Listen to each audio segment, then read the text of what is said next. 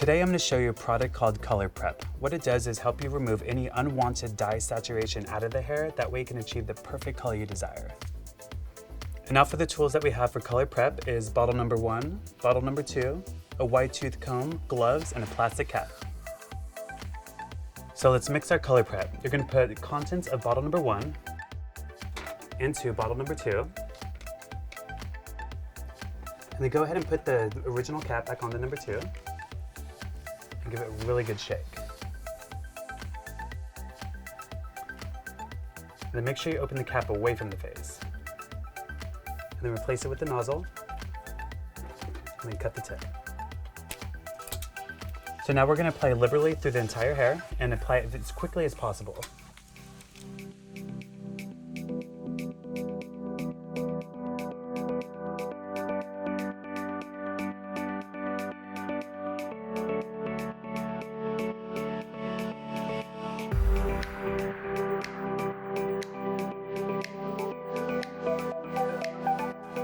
Now that I thoroughly applied the product through her entire hair, clip the hair up, add the plastic cap around the hair, and let process for 20 minutes.